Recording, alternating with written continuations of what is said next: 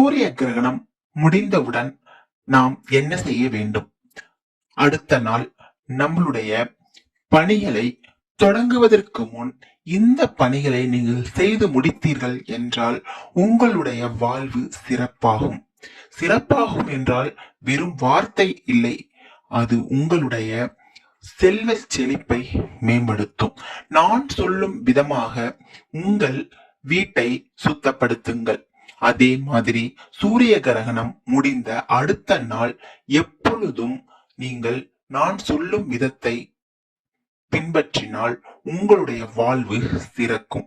பொதுவாக சூரிய கிரகணம் நம் கண்ணுக்கு தெரியவில்லை என்றால் கவலைப்பட வேண்டியதில்லை. எந்த ஒரு பரிகாரமும் செய்யப்பட வேண்டியதில்லை. எந்த ஒரு ராசியும் இந்த பரிகாரங்களை மேற்கொள்ள வேண்டியதில்லை. ஆனால் இந்த வருடம் மார்ச் 29ஆம் தேதி வந்த சூரிய கிரகணம் அமாவாசை அன்று, சனி பெயர்ச்சி அன்று வந்துள்ளது. அதனால் இது ஒரு முக்கியமான சூரிய கிரகணமாக கருதப்படுகிறது. இதனால் நிறைய விஷயங்கள், சௌகரியங்கள் கிடைக்கூடிய சூழ்நிலை மக்களுக்கு ஏற்பட போகிறது. இதில் 12 ராசிகளில் 4 ராசிகளை தவிர மீதி 8 ராசிகளுக்கு நிறைய பிரச்சனைகள் வரப்போகிறது. அந்த பிரச்சனைகள் வராமல் இருக்க நாம் சூரிய கிரகணத்திற்கு அடுத்த நாள் இந்த பரிகாரத்தை கண்டிப்பாக செய்ய வேண்டும். ₹1 கூட செலவு செய்ய தேவையில்லைங்கள். நீங்கள் வீட்டில் உள்ள பொருட்களை வைத்து இந்த பரிகாரத்தை செய்யுங்கள். உங்கள் வாழ்வு சிறக்கும். மூட்டை மூட்டையாய் பணம் கொட்டும். தங்க காசுகளை நீங்கள் வீட்டில் வாங்கி அடுக்கி வைப்பீர்கள். உங்கள் குழந்தைகளுக்கு கல்வி சிறக்கும். உங்கள் கல்யாணம் ஆகாமல் இருக்கும் குழந்தைகளுக்கு அடுத்த வருடமே கல்யாணம் ஆகி சிறப்பாக வாழ்வார்கள். உங்களின் செல்வ செழிப்பு அதிகமாகி நீங்கள் சந்தோஷம் அடைவீர்கள். இந்த 8 ராசிக்காரர்களும் இந்த செய்து உங்களுடைய வாழ்வை புதுப்பித்துக் கொள்ளுங்கள். நீங்கள் இந்த சூரிய கிரகணத்திற்கு அடுத்த நாள் இந்த விஷயத்தை கண்டிப்பாக மேற்கொள்ளுங்கள். வாங்க இப்ப அந்த சூரிய கிரகணத்திற்கு அடுத்த நாள் என்ன செய்யலாம் என்பதை நான் சொல்கிறேன். இப்பொழுது சூரிய கிரகணம் முடிந்து நீங்கள் இரவு தூங்க சென்று விட்டீர்கள். அடுத்த நாள் காலை எழுந்தவுடன் நீங்கள் செய்ய வேண்டியது என்னவென்றால், வாழை மரம் உங்கள் வீட்டில் இருந்தால் அந்த வாழை மரத்தை போய் நீங்கள் பாருங்கள்.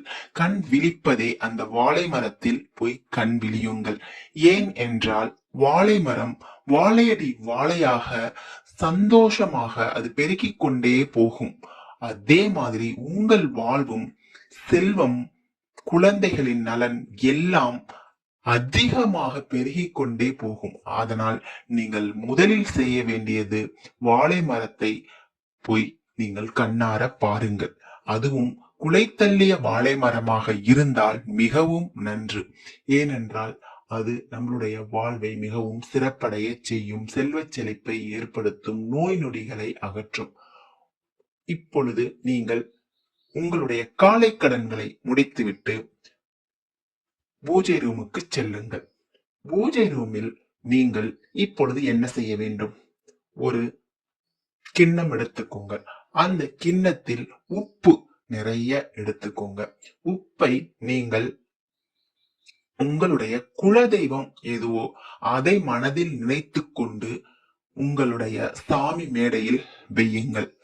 வைத்து அதில் மிளகை தூவுங்கள். ஒரு 11, 9, 11 என்ற எண்ணிக்கையில் நீங்கள் அந்த உப்பின் மேல் மிளகை போடுங்கள். அடுத்து மஞ்சள் தூள் 1 ஸ்பூன் எடுத்துக்கோங்க. அதையும் அந்த உப்பின் மேல் பரப்பி விடுங்கள். அவ்வளவுதாங்க.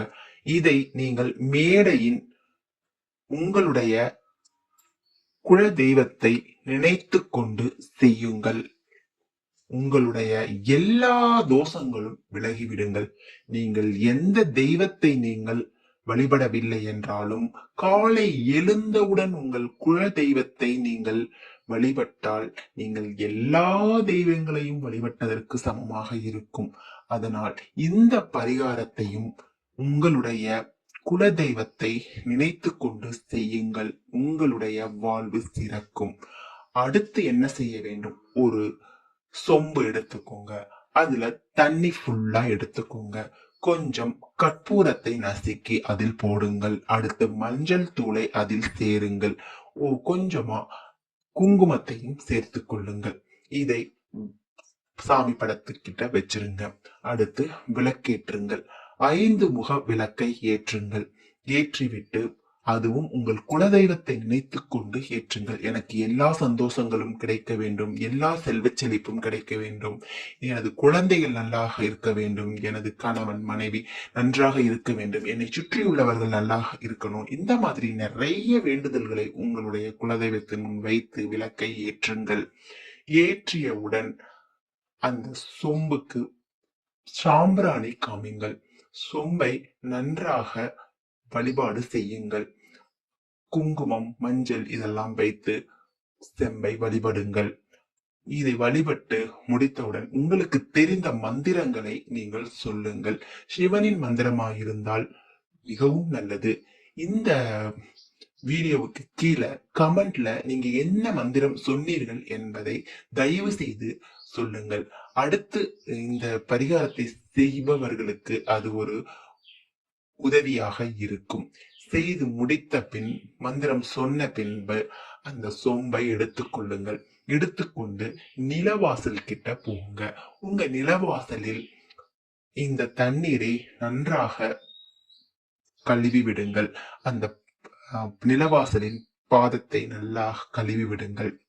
அதே போல மீறி தண்ணியை எடுத்துக்கொள்ளுங்கள். உங்கள் வீட்டின் 4 மூலைகளிலும் அந்த தண்ணீரை தெளித்து விடுங்கள். இந்த மாதிரி நீங்க செய்து முடித்த உடனே உங்களுடைய எல்லா பிரச்சனைகளும் தீர்ந்து விடுங்கள். சூரிய கிரகணத்தால் உங்களுக்கு ஏதேனும் ஒரு தோஷம் நேர்ந்திருந்தாலும் இது அகன்றுவிடும்.